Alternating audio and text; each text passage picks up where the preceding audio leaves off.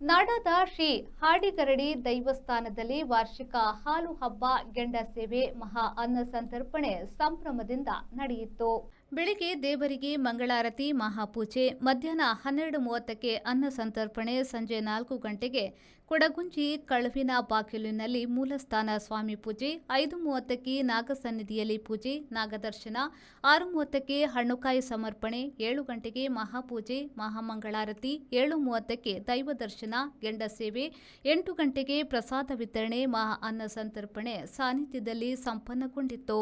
ಬಸವರಾಜ್ ಕುದ್ರೆಸಾಲು ನಾಡ ಪ್ರವರ್ತಕರು ಚಂದ್ರಕಾಂತ್ ರತ್ನ ಫೌಂಡೇಶನ್ ಅವರು ಕಾರ್ಯಕ್ರಮವನ್ನು ಉದ್ಘಾಟಿಸಿ ಶುಭ ಹಾರೈಸಿದರು. ಚಂದ್ರಕಾಂತ ರತ್ನ ಫೌಂಡೇಶನ್ ನಾಡ ಇವರ ಸಹಯೋಗದೊಂದಿಗೆ ವಿದ್ಯಾರ್ಥಿ ವೇತನ, ಪ್ರತಿಭಾವಂತ ವಿದ್ಯಾರ್ಥಿಗಳಿಗೆ ಪ್ರತಿಭಾ ಪುರಸ್ಕಾರ, ವೈದ್ಯಕೀಯ ನೆರವು ಮತ್ತು ವಿವಿಧ ಕ್ಷೇತ್ರದಲ್ಲಿ ಸಾಧನೆ ಮಾಡಿದ ಸಾಧಕರನ್ನು ಸನ್ಮಾನಿಸಿ ಗೌರವಿಸಲಾಯಿತು.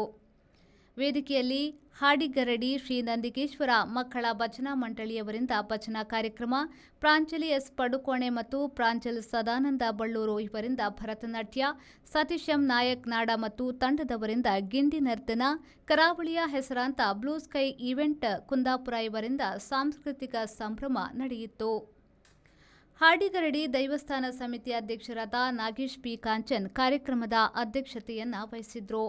ಈ ಸಂದರ್ಭದಲ್ಲಿ ಉಪೇಂದ್ರ ಪ್ರಭು, ನಾಗರತ್ನ, ಬಸವರಾಜ್ ಕುದ್ರಿಸಾಲು, ನಾಡ ಪ್ರತಿಭಾ ಪುರಸ್ಕಾರ ಬಾಗ್ವಾಡೆ, ಮಹಿಷಾಸುರ ಮರ್ದಿನಿ ದೇವಸ್ಥಾನದ ಪ್ರಧಾನ ಅರ್ಚಕರಾದ ಗಿರೀಶ್, ಉದಯಕುಮಾರ್ ಹಟ್ಟಿಯಂಗಡಿ, ರಾಮಪೂಜಾರಿ ಪಡುಕೋಣೆ, ಉದ್ಯಮಿ Mahesh N Navunda, Satish M Nayak, Dinesh B Kanchan, Raju Padukone, Sadananda Balkur, Senapura ನಂಬಿದ ಕುಟುಂಬಸ್ಥರು, ಊರಿನ ಗ್ರಾಮಸ್ಥರು ಉಪಸ್ಥಿತರಿದ್ದರು. ನಾಗೇಶ್ ಪಿ ಕಾಂಚನ್ ಸ್ವಾಗತಿಸಿದ್ರು. ವಿಶ್ವನಾಥ್ ಪಡುಕೋಣೆ, ರಾಜೇಶ್ ಪಡುಕೋಣೆ, ಲೋಹಿತಾಸ್ವರ ಆರ್ ಕುಂದರ್ ನಿರೂಪಿಸಿದ್ರು. ವಿಜಯ್ ಪಿ ಕಾಂಚನ್ ವಂದಿಸಿದ್ರು.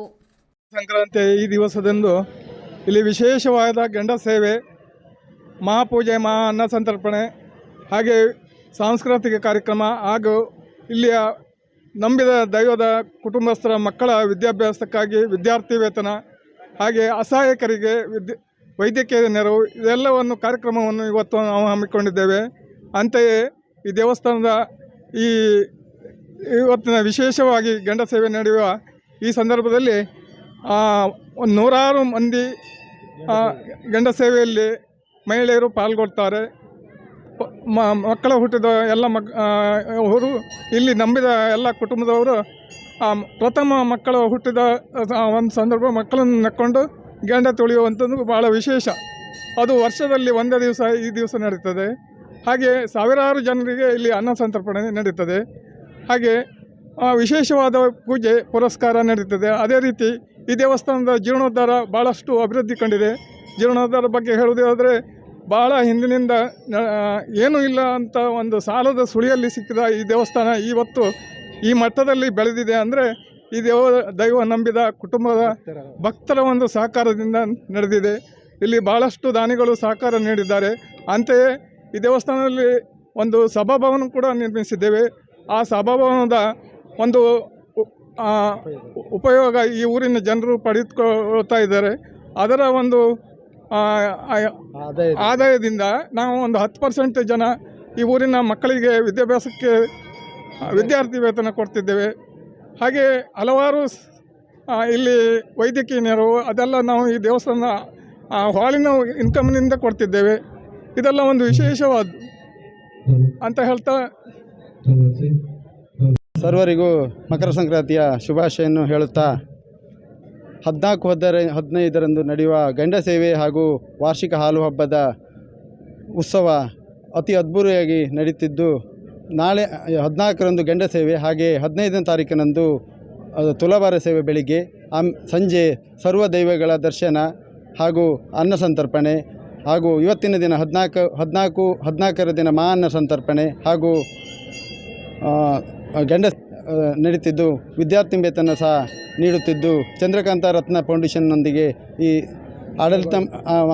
ಆಡಳಿತ ಮಂಡಳಿಯು ಇದರಿಂದ ಆಡಳಿತ ಮಂಡಳಿಯ ಸಹಭಾಗಿತ್ವದಲ್ಲಿ ನೀಡುತ್ತಿದ್ದು, ವಿದ್ಯಾರ್ಥಿ ವೇತನ ಹಾಗೂ ವೈದ್ಯಕೀಯ ನೆರವನ್ನು ಸಹ ನೀಡುತ್ತಿದ್ದು, ಸುಮಾರು 10ರಿಂದ 15% ವೈದ್ಯಕೀಯ ನೆರವಿಗಾಗಿ ವಿನಿಯೋಗಿಸುತ್ತಿದ್ದು, ಶ್ರೀ ಕ್ಷೇತ್ರ ಹಾಡಿಗಡಿ ದೈವಸ್ಥಾನದ ಈ ವಿಶೇಷವಾಗಿ ವರ್ಷಂಪ್ರತಿ ನಡೆಯುವಂಥ ಹಾಲು ಹಬ್ಬ ಗೆಂಡ ಸೇವೆ ಹಾಗೂ ಬೇರೆ ಬೇರೆ ಇದಾದಂಥ ಧಾರ್ಮಿಕ ಕಾರ್ಯಕ್ರಮಗಳು ಹಾಗೂ ಇಲ್ಲಿ ಬರುವಂಥ ಭಕ್ತಾದಿಗಳು ಸಾವಿರ ಸಂಖ್ಯೆಯಲ್ಲಿ ಬಂದರೂ ಕೂಡ ಅವರು ಏನೇ ಕೂಡ ಇಚ್ಛಿಸಿ ಬಂದರೂ ಕೂಡ ಇಲ್ಲಿ ಇಷ್ಟಾರ್ಥವನ್ನು ಈಡೇರಿಸಿ ಈ ಕ್ಷೇತ್ರದ ಮಹಿಮೆ ಮಹತ್ವ ಏನು ಭಕ್ತಿ ತೋರಿಸಿದಾಗ ಶಕ್ತಿ ಆಗಿ ಅದನ್ನು ಅವರಿಗೆ ಗುಣಪಡಿಸಿ ಅವರ ಇಷ್ಟಾರ್ಥವನ್ನು ಈಡೇರಿಸಿದಂಥ ಕ್ಷೇತ್ರ ಹಾಗೂ ನಮ್ಮಲ್ಲಿ ಇರುವಂಥ ಆಡಳಿತ ವರ್ಗ ಅವರು ಕೂಡ ಹಾಗೆ ಯಾವುದು ಈ ಕ್ಷೇತ್ರದಲ್ಲಿ ಶಕ್ತಿ ಮತ್ತು ಭಕ್ತಿಯನ್ನು ಕೇಳಿಕೊಂಡಾಗ ಕ್ಷಣ ಮಾತ್ರ ನಿವಾರಿಸಿ ಇಷ್ಟೊಂದು ಎಲ್ಲ ದೇವರು ಮಾಡಿಸಿಕೊಂಡಂಥ ವಿಚಾರ.